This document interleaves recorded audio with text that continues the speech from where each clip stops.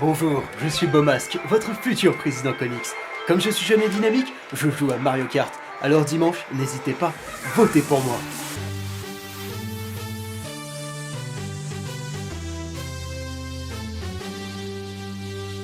Salut et bienvenue dans Beaumasque Spatio Comics, l'émission politique sur les comics. On n'a pas de temps à perdre, donc c'est parti. Et on va commencer avec un comics qui parle d'une immigration illégale d'un univers à un autre, tiens. Lois et Clark, le comics qui t'annonce le retour du bon Superman, et sachant que dans Rebirth, le Superverse, c'est un peu le meilleur univers, tu sais quoi lire. C'est écrit par Dan Jurgens et principalement dessiné par Lee Weeks, un dessinateur que je ne connaissais pas mais qui est excellent. Alors Lois et Clark, c'est pas une suite en comics de la série télé des années 90, non, heureusement, c'est le retour de Lois et Clark pré-Flashpoint, donc les vrais Lois et Clark, ceux qu'on aime, en tout cas ceux qu'aiment les vieux lecteurs. En effet, le couple a survécu à Flashpoint, et d'ailleurs tout ça, ça nous est expliqué dans la série Convergence. C'est pas un problème si tu l'as pas lu, parce que tout nous est expliqué dans ce tome-là.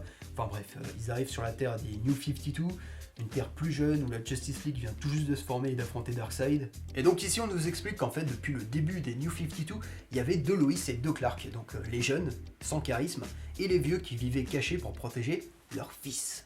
Car oui, c'est la grosse nouveauté dans le Superverse, un truc qu'on attendait depuis des décennies. Lois et Clark sont enfin parents d'un petit garçon qui s'appelle Jonathan, qui ignore toutes ses origines, mais qui est vraiment très cool. Le comics va donc nous présenter cette petite famille, mais aussi nous dire ce que Lois et Clark ont fait durant ces 5 ou 10 ans, déjà pour protéger Jonathan, mais aussi pour empêcher certains événements de se produire, parce que forcément, comme ils connaissent la destinée de certains de leurs alliés ou ennemis, ils peuvent changer peut-être certains trucs. Alors le comics a quand même pas mal de défauts. Des ficelles scénaristiques assez grosses, des ennemis puissants mais peu charismatiques, c'est quand même pas très accessible, et surtout, Clark. C'est bien joli de vouloir rester incognito, mais si tu mets un gros S de Superman sur ton costume, c'est un peu très con. Mais bon, ça passe parce que le costume est quand même putain de cool. Mais outre tout ça, c'est vraiment un bon comics, c'est du bon Superman avec des personnages intéressants, une histoire quand même assez prenante.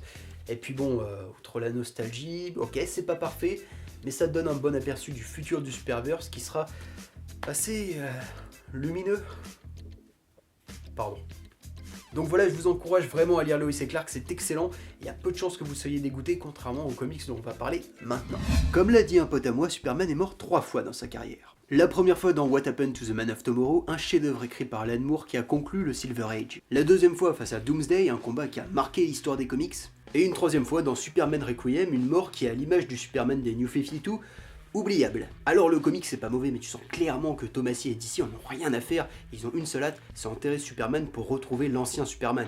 Superman dit adieu à ses proches à tour de rôle, il rencontre l'ancien Superman, il se passe pas grand chose en fait, on s'ennuie un peu alors qu'on voudrait un peu d'émotion et d'épique, et justement quand le grand ennemi arrive pour le combat final, le dernier combat de ce Superman, et c'est pas génial quoi, et puis même il meurt comme une merde littéralement hein.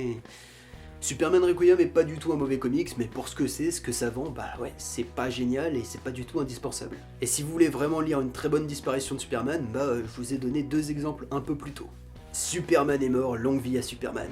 Et c'est naturellement que j'enchaîne avec DC Universe Rebirth, le comics DC à ne pas rater ce mois-ci, voire même cette année, le comics qui redéfinit l'univers DC où on passe des New 52 à Rebirth. Et je ne vais tout simplement rien vous révéler sur le scénario parce que franchement, vous devez découvrir DC Universe Rebirth. Alors c'est vite fait, oui, c'est une sorte de nouveau Flashpoint, mais en bien et en un seul numéro.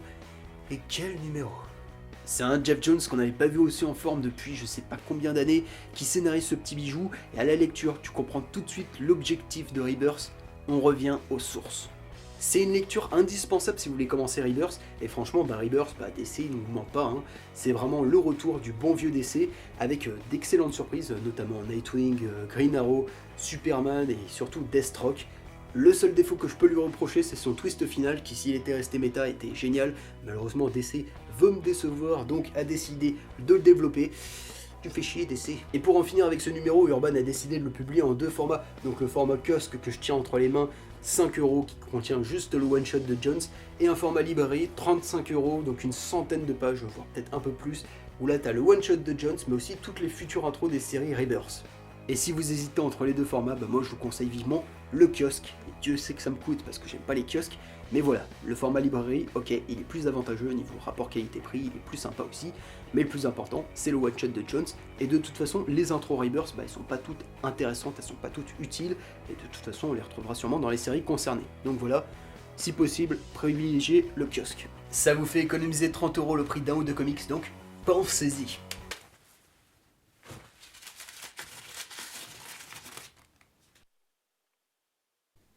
Merci, mais c'est jeudi prochain mon anniversaire. Donc...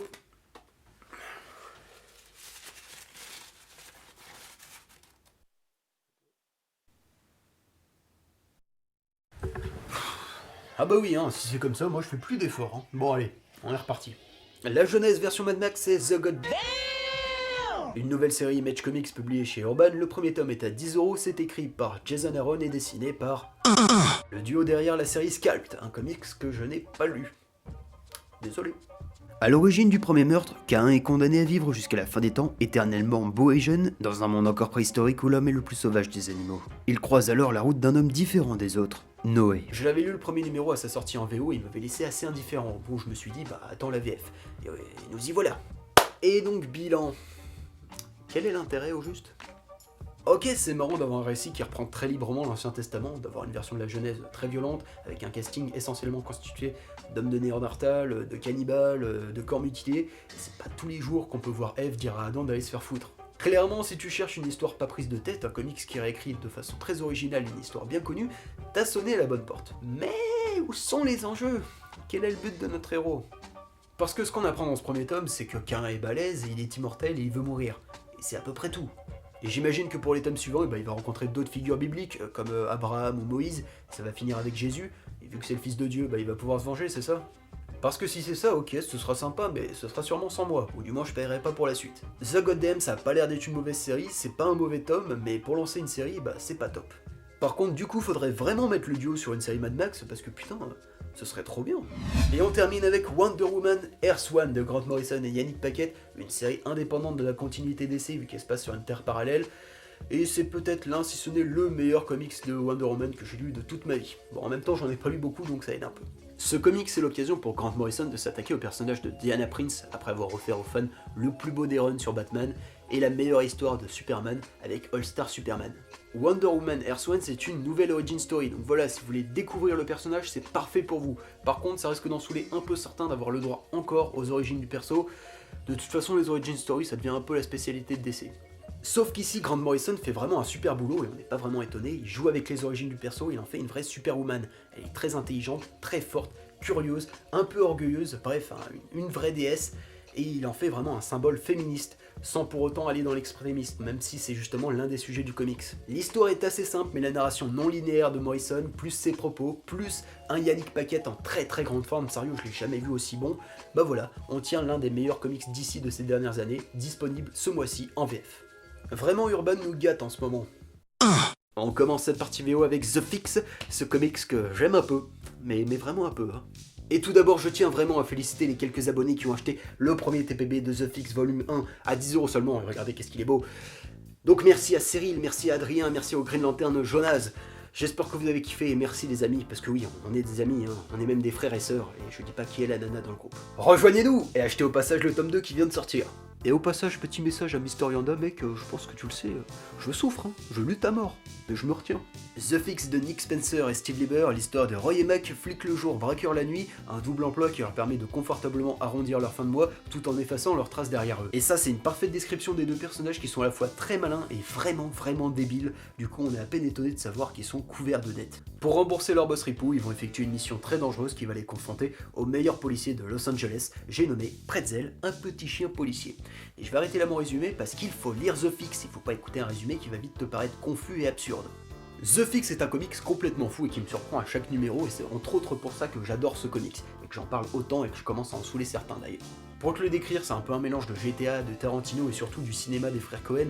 C'est une parodie des États-Unis avec des personnages hauts en couleur. Roy et Mac par exemple qui enquêtent sur leur braquage et qui pointent le fait que c'est bizarre quand même, hein, ils portent exactement les mêmes vêtements que les braqueurs. Ou leur boss par exemple qui en apparence est un père au foyer modèle, vegan en plus, mais qui torture des gens dans sa cave et qui donne leur cadavre à ses chiens. Il y a énormément de personnages marquants, Pretzel notamment qui est un peu le vrai héros de ce comics, qui a une relation incroyable avec Mac, et bordel, le dernier épisode, j'avais les larmes aux yeux devant cet épisode 8 quoi, j'ai été ému par un flashback sur un chien, bordel, un flashback sur un chien, c'est fou. Beaucoup de personnages marquants, des intrigues délirantes, ça part dans tous les sens, mais ça reste cohérent. Bref, je vais m'arrêter là, sinon je vais en parler 2 heures. The Fix, j'adore, je kiffe, c'est une drogue, et c'est bien parti pour qu'il rentre dans mon top 5 de mes comics préférés si ça continue comme ça. Lisez The Fix. Les amis, là on va parler de Walking Dead le comics, donc voilà, si tu veux pas être spoilé, passe direct à la prochaine rubrique. Normalement je vais pas balancer de gros spoilers, mais si t'es malin tu vas peut-être deviner certains trucs. Bref, si t'es encore là, à tes risques et périls. Allez, c'est parti. Et on termine avec The Walking Dead 167, un numéro qui m'a mis en PLS maximal. Depuis quelques années, je trouve que Walking Dead, le comics comme la série télé, s'essouffle un peu. Et voilà, peut-être qu'effectivement, Kirkman a fait le tour du sujet, ça les prochains numéros nous le confirmeront. Mais la série s'est un peu réveillée au numéro 165, vu que Kirkman a condamné un des personnages principaux de la série, qui est aussi mon personnage préféré. Enfin, je dis ça au présent, c'est plutôt était mon personnage préféré, vu qu'il est mort.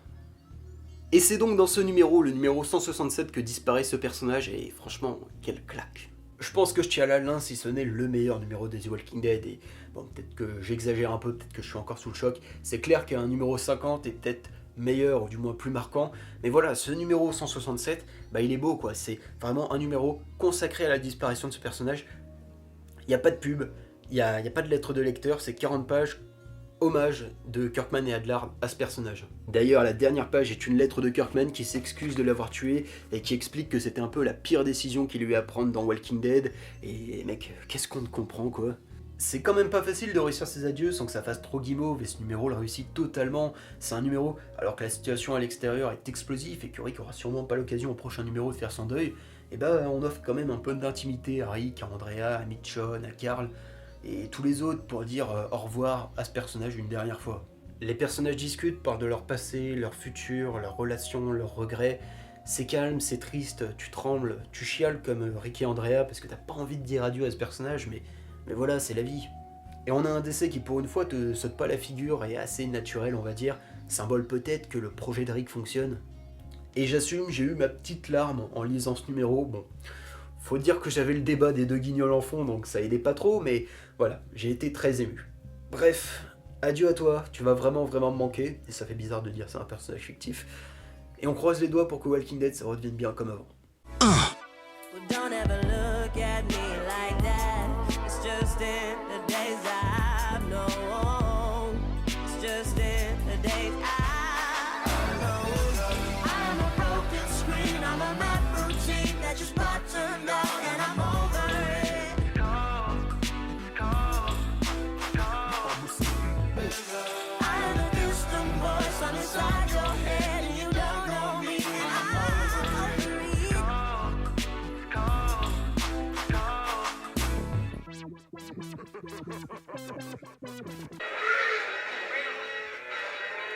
C'est marrant parce que ça klaxonne. Eh bien, on n'est pas dans la merde avec un président comics comme ça.